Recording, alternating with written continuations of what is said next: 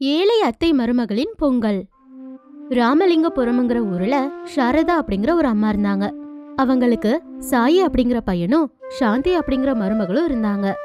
ஒரு சின்ன வீட்ல இருந்துகிட்டு எல்லாரும் கிடைச்ச வேலைங்களை செஞ்சு வாழ்ந்துகிட்டு இருந்தாங்க. ஏழைங்கன்றதுனால பத்தும் பத்தாத பணத்தை வச்சு அவங்களோட குடும்பத்தை அவங்க நடத்திட்டு வந்தாங்க. ஒரு நாள் சாரதா, என்னம்மா சாந்தி, இன்னைக்கு வேலை ஒன்னும் கிடைக்கலையா? இன்னைக்கு எனக்கு உடம்பு சரியில்லை அத்தை. அவரு என்ன வீட்லயே இருந்து ஓய்வெடுத்துக்கோன்னு சொல்லிட்டு போயிட்டாரு. ஆமா, நீங்க என்ன இன்னமும் வீட்லயே இருக்கீங்க? இந்த நேரத்துக்கு நீங்க எங்கேயோ ஒரு இடத்துக்கு வேலைக்கு போயிடுவீங்கல்ல?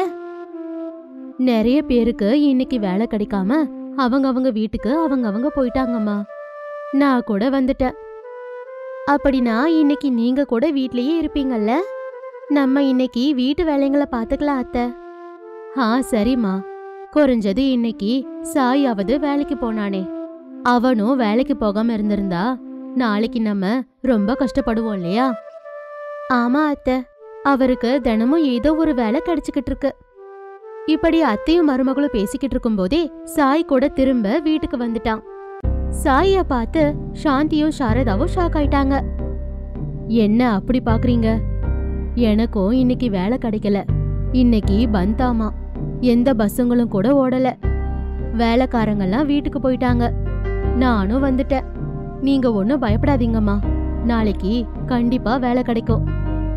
என்னவோ இந்த பாழா போன வாழ்க்கை, நாம கஷ்டப்படலனா வாழ முடியாம போயிடும். குறைஞ்சது சாப்பாட்டுக்காகவாவது எந்த ஒரு கஷ்டமும் இல்லாம பாத்துக்கலான்னு பார்த்தா அதுவும் நடக்க மாட்டேங்குது. கஷ்டப்படாதீங்க அத்தை.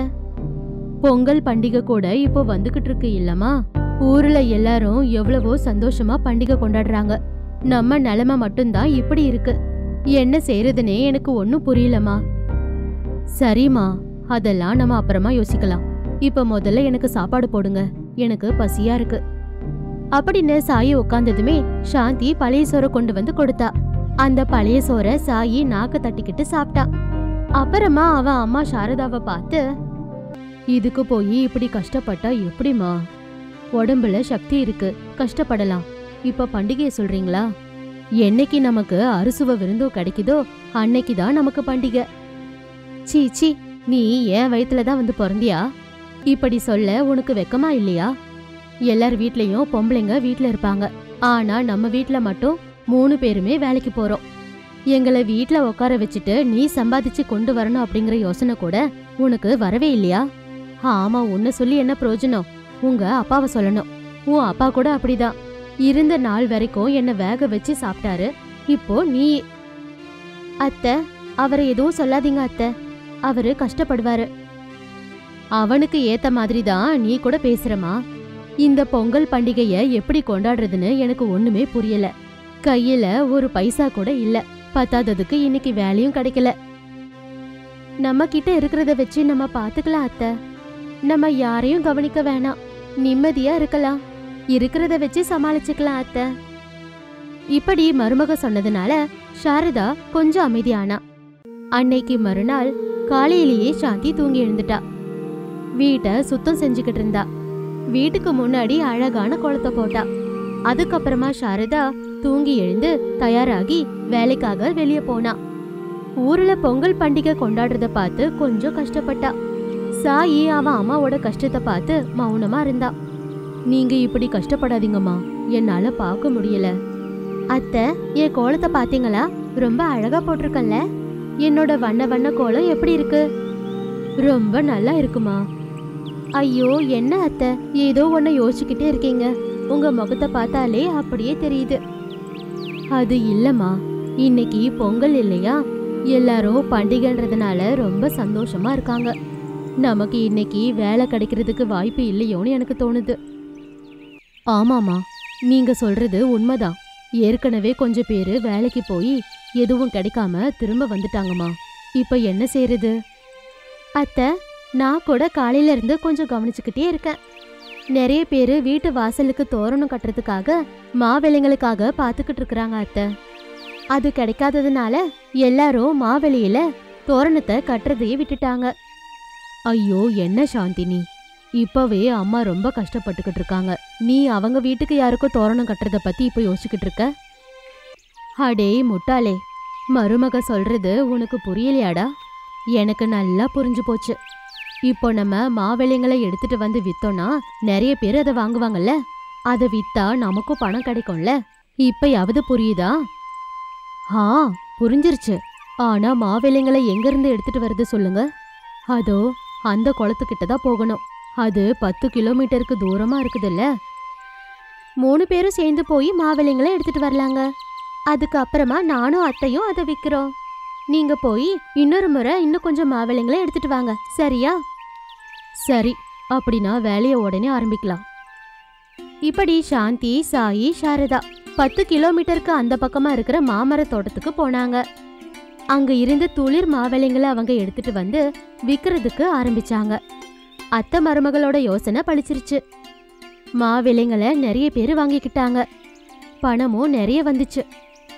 இன்னொரு பக்கம் மாவிளைங்க கூட சேர்த்து கரும்புங்களையும் சாமந்தி பூவை கூட வித்தாங்க. பொங்கல் பண்டிகை அப்படிங்கறதுனால நிறைய பேரு சாந்தி, சாரதாவோட வீட்டுக்கிட்ட வந்து அவங்களுக்கு வேண்டியதை வாங்கிட்டு போனாங்க. அம்மாடி சாந்தி, பாத்தியா, கை நிறைய பணம். இவ்ளோ பணத்தை பார்த்து எவ்வளோ நாளாச்சு. ஆமா அத்தை. இப்ப நம்ம எடுத்துட்டு வந்தது எல்லாமே வித்துருச்சு இல்லையா? போய் மறுபடியும் எடுத்துட்டு வரவா? போதும்பா. இந்த பணத்தை வச்சு நம்ம நிம்மதியா பொங்கல் பண்டிகை கொண்டாடலாம். முதல்ல போய் நம்ம புது துணிங்களை வாங்கலாம், வாங்க. இப்படி சாரதா பையன் மருமக கூட சேர்ந்து அவங்களுக்கும் புது துணிய வாங்கிக்கிட்டாங்க. வீட்டுக்கு வந்து நல்ல சாப்பாடு தயார் செஞ்சாங்க. 3 பேரும் உட்காந்து சாப்பிட்டுக்கிட்டு நிம்மதியா பேசிக்கிட்டு இருந்தாங்க. அப்போ அவங்க வீட்டுக்கு அந்த ஊர் தலைவர் வந்தாரு. வாங்க தலைவர் அவர்களே, வாங்க. உங்களுக்கு பொங்கல் நல்வாழ்த்துக்களுங்க. உங்களுக்குமா? நான் வந்த விஷயம் என்ன அப்படின்னா, இன்னைக்கு பொங்கல் பண்டிகை அப்படிங்கறதுனால நாங்க கோல போட்டியை நடத்தினோம். ஊர்ல எல்லார் வீட்டு முன்னாடியும் போட்டிருந்த கோலத்தை பார்த்தோம். அதுல உங்க மருமக போட்ட கோலத்தை தான் நிறைய பேரு விரும்பினாங்க. கோல போட்டியில உங்க மருமக ஜெயிச்சிட்டாங்க. இந்தாங்க பரிசா இந்த பணத்தை வாங்கிக்கோங்க. இப்படி தலைவர் கொடுத்த பணத்தை வாங்கிக்கிட்டு சாரதா ரொம்ப சந்தோஷப்பட்டா. என்னோட மருமக தங்கம். இந்தாமா சாந்தி, நீ கோல போட்டியில சம்பாதிச்ச பணம். இந்த பணத்தால நம்ம ஒரு வாரத்துக்கு வேலைக்கு போக வேண்டிய அவசியமே இல்ல. பண்டிகை அன்னைக்கு நமக்கு எல்லாமே நல்லதா நடக்குது. நல்லவங்களுக்கு கண்டிப்பா நல்லதே நடக்கும்பா. சரி சாரதாமா, இப்போ நான் போயிட்டு வரேன். நான் இப்போ பட்டணம் வரைக்கும் போயிட்டு வரணும். என் பேரன் ஊர்ல இருந்து வந்திருக்கான். அவனுக்கு காத்தாடி விடணுமா. இங்க அது கிடைக்காது. அதுக்குதான் பட்டணம் வரைக்கும் போய் அதை வாங்கிட்டு வரணும். இங்க பாருங்க தலைவரே, அந்த காத்தாடிங்களை இன்னும் கொஞ்ச நேரத்துல எங்க வீட்டுக்கு முன்னாடியே விக்கலான்னு நினைக்கிறோம். கொஞ்ச நேரம் பொறுத்து வாங்க, வாங்கிட்டு போவீங்க. சரிம்மா, நான் போயிட்டு வரேன் அப்படின்னு தலைவர் அங்கிருந்து போயிட்டாரு. அப்போ சாந்திய சாரதாவும் சாயும் பாத்துக்கிட்டு இருந்தாங்க. என்ன அப்படி பாக்குறீங்க? எனக்கு காத்தாடி கூட செய்ய வரும். நீங்க போய் எனக்கு செய்தித்தாளுங்களை எடுத்துட்டு வாங்க போங்க. நான் அதை வச்சே காத்தாடிங்களை செய்யறேன். அத நம்ம வீட்டு முன்னாடி விக்கலாம். அந்த செய்தித்தாள் பேப்பருங்களை நான் இப்போ உடனே போய் எடுத்துட்டு வரேன். எப்படியும் நம்ம கையில காசு இருக்குல்ல. அந்த கடைக்கிட்ட பேப்பருங்களை விக்கிறாங்க. இப்பவே வாங்கிட்டு வரேன். இப்படி சாயி போய் பேப்பருங்களை வாங்கிட்டு வந்தா. அந்த பேப்பரை வச்சு சாந்தி காத்தாடி செஞ்சுக்கிட்டு இருக்கும்போது சாரதா அதை வீட்டுக்கு முன்னாடி வச்சு வித்துக்கிட்டு இருந்தா. அந்த ஊர்க்காரங்க மட்டும் இல்லாம சுத்தி இருக்கிற ஊர்க்காரங்களும் காத்தாடி வாங்கறதுக்காக நிறைய பேருங்க வந்தாங்க. சாரதா கையில இந்த முறை 3 மடங்கு பணம் வந்துச்சு. அந்த பணத்தை பார்த்து சாந்தியும் சாயும் ரொம்ப சந்தோஷப்பட்டாங்க. இப்ப நம்ம இந்த மாசம் முழுக்க வீட்ல இருந்தா கூட நஷ்டமே இல்ல. இந்த பணத்தை வச்சு சந்தோஷமா வாழலாம். இல்ல, இனிமே நம்ம வேலைக்கே போக வேணாம். இந்த பணத்தை வச்சு நம்ம ஒரு சின்ன கடையை திறக்கலாம். நம்ம அதுல வியாபாரம் செஞ்சுக்கிட்டு வாழலாம். ரொம்ப நல்ல விஷயத்த சொன்னீங்க அத்தை. இன்னைக்கு நிஜமாவே நமக்கு பண்டிகை. எப்பவுமே மறக்க முடியாத பண்டிகை இது. ஆமா ஆமா, இப்போ வாங்க நம்ம ஊரை அப்படியே சுத்தி பார்த்துட்டு வரலாம். சாயி சொன்னதை கேட்டு சாரதாவும் சாந்தியும் சிரிச்சாங்க. 7 அத்தையும் மருமகளும் பொங்கல் பண்டிகைய ரொம்பவே சிறப்பா கொண்டாடினாங்க. அவங்க வாழ்க்கையில அந்த பொங்கல் பண்டிகை வெளிச்சம் கொண்டு வந்ததுனால சாரதாவும் சாந்தியும் சாயும் புது துணிகளை போட்டுக்கிட்டு சந்தோஷமா இருந்தாங்க. லக்ஷ்மியோட கணவர் சூதாட்டம் பைத்தியத்தினால நிறைய கடன்களை வாங்கி வீட்டை விட்டு ஓடிட்டான். கடன் கொடுத்தவங்க எல்லாரும் வீட்டுக்கு வந்து வீட்டுக்கு உள்ள இருந்த பொருட்களை எடுத்துக்கிட்டு போயிட்டாங்க. வீட்ல ஒரு பொருளும் இல்ல. குறைஞ்சது உட்கார்றதுக்கு சின்ன நாற்காலியை கூட விட்டு வைக்காம எல்லாத்தையும் எடுத்துட்டு போயிட்டாங்க. அந்த கஷ்டத்தினாலேயே அத்தையும் மருமகளும் கீழே உட்காந்து அழுதுகிட்டு இருந்தாங்க. தங்கம் மாதிரி இருந்த குடும்பம் நம்பளுது. என் பையன் வாங்கி வச்ச இந்த கடனால இப்ப நம்ம குடும்பமே நாசமாகிடுச்சு. அவனுக்குன்னு 2 பசங்க பிறந்தோம், அவனுக்கு சுத்தமா புத்தியே வரல அப்படின்னா அவனை என்னதான் சொல்றதுன்னே எனக்கு புரியல. நம்ம என்ன செய்யறது அத்தை? எல்லாம் நம்ம தலையெழுத்து. சூதாட்டம் ஆடுனா குடும்பம் மொத்தம் ரோட்டுக்கு தான் வந்தாகணும். அந்த பழக்கத்தை விட்டுருங்க அப்படின்னு நான் 100 முறை சொல்லியிருப்பேன். ஆனாலும் அவருக்கு புத்தியே வரல. நான் நினைச்ச மாதிரியே கடைசியில இப்ப நம்ம ரோட்டுக்கே வந்துட்டோம். வீட்டுல சமைக்கிறதுக்குன்னு அடுப்பு கூட விட்டு வைக்காம எல்லாத்தையுமே எடுத்துட்டு போயிட்டாங்க இந்த மோசக்காரங்க. இப்ப பசங்க வந்து பசிக்குதுன்னு சொன்னா என்ன செய்யறதுன்னு ஒண்ணுமே புரியல அப்படின்னு மருமக புலம்புனா. இப்படி அவங்க 2 பேரும் கஷ்டப்பட்டுக்கிட்டு இருக்கும்போது அவங்க பசங்க ராஜு ரம்யா விளையாடிட்டு வீட்டுக்கு வந்தாங்க. வீட்டுல கவலைப்பட்டுக்கிட்டு இருந்த அம்மா பாட்டிய பார்த்து, என்னாச்சு பாட்டி, எதுக்கு இப்படி இருக்கீங்க? பாட்டி எதுவும் சொல்லாம சோகமா உட்காந்துக்கிட்டு இருந்தாங்க. அப்போ ரம்யா அம்மா கிட்ட, அம்மா என்ன ஆச்சு, எதுக்கு இப்படி இருக்கீங்க, நீங்களாவது சொல்லுங்க அப்படின்னு கேட்டா. லக்ஷ்மி கூட மௌனமா இருந்தா. அப்போ பசங்க வீட்டை நல்லா சுத்தி பார்த்து சந்தேகப்பட்டுக்கிட்டு, ஐயோ நம்ம வீட்ல இருந்த அந்த டிவி எங்க போச்சு? அட என்ன, மெத்தையையும் நாற்காலியையும் கூட இங்க காணுமே, அம்மா என்னம்மா ஆச்சு அப்படின்னு கேட்டான். லக்ஷ்மி பசங்க கிட்ட உண்மைய சொல்லி, உங்க அப்பா வாங்கின கடனால எல்லாமே போயிடுச்சு. நம்ம நிலைமை இனிமே முன்ன மாதிரி இருக்காது. நம்ம இன்னையில இருந்து இதெல்லாம் இல்லாம தான் வாழ்ந்தாகணும். இத நீங்களும் கூட புரிஞ்சுக்கோங்க, சரியா? சரி அம்மா. அப்போ அத்தை மருமக கிட்ட, பசங்க பசியா இருப்பாங்க, ராத்திரி சோறு அதிகமா வடிச்சது நல்லதா போயிடுச்சு, அத நீங்க 3 பேரும் போய் சாப்பிடுங்க, இல்லனா அது வீணா போயிடும் அப்படின்னு சொன்னான். உடனே லக்ஷ்மி போய் ராத்திரி மீந்த சோற பசங்களுக்கு கொடுத்துட்டு கொஞ்சம் அத்தைக்கும் கொடுத்தா. எனக்கு வேணாமா, நீ சாப்பிடு. இல்ல அத்தை, நான் தண்ணி குடிச்சு கூட வாழ்ந்துக்க முடியும். உங்களுக்கு வயசு ஆகிடுச்சு, நேரத்துக்கு சாப்பிடல அப்படின்னா சோர்ந்து போயிடுவீங்க, நீங்களே சாப்பிடுங்க அப்படின்னு கட்டாயப்படுத்தி அத்தைய சாப்பிடுற மாதிரி செஞ்சா.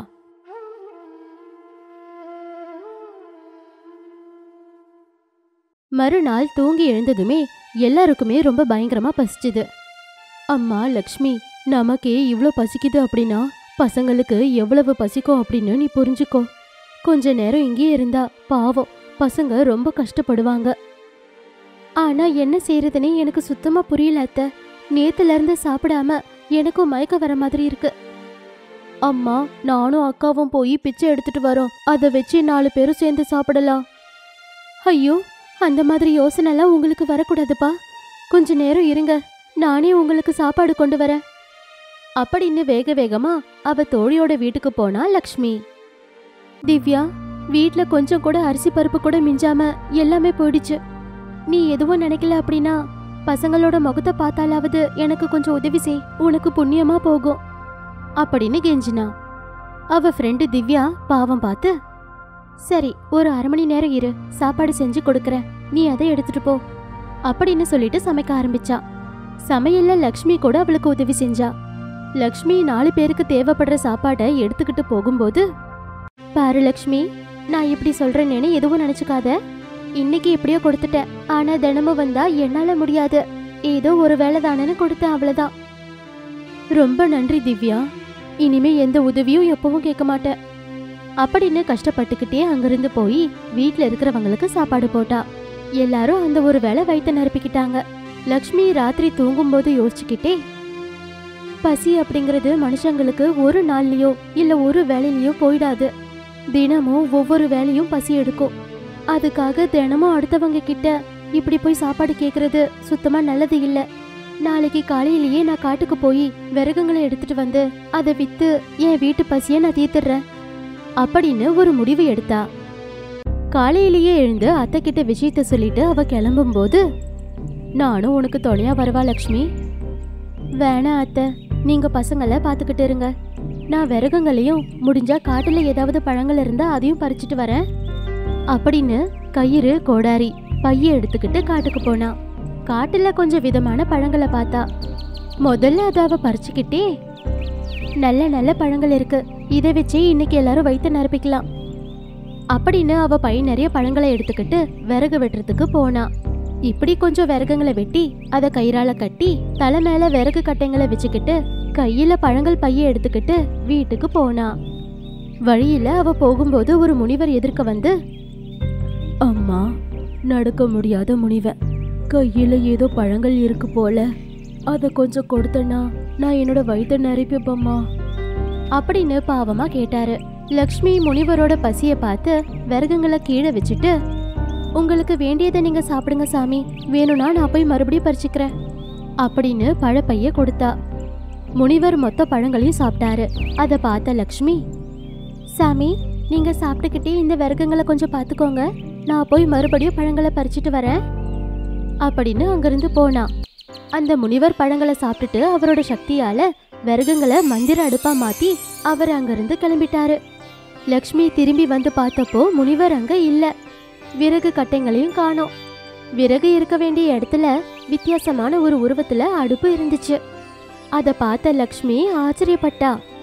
உடனே அந்த மந்திர அடுப்பை அவ கையில எடுத்த உடனே அதுல இருந்து இப்படி பேசுற சத்தம் கேட்டுச்சு. உன் பொறுமை, உன்னோட நல்ல குணம் எனக்கு ரொம்பவே பிடிச்சு போச்சு.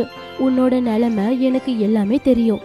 என்னோட பசியை தீர்த்த உனக்கு இன்னில இருந்து இந்த மந்திர அடுப்பு நீ கேக்குற சமையலை கொடுத்து உன்னோட பசிய தீர்க்கும் அப்படின்னு சத்தம் கேட்டுச்சு.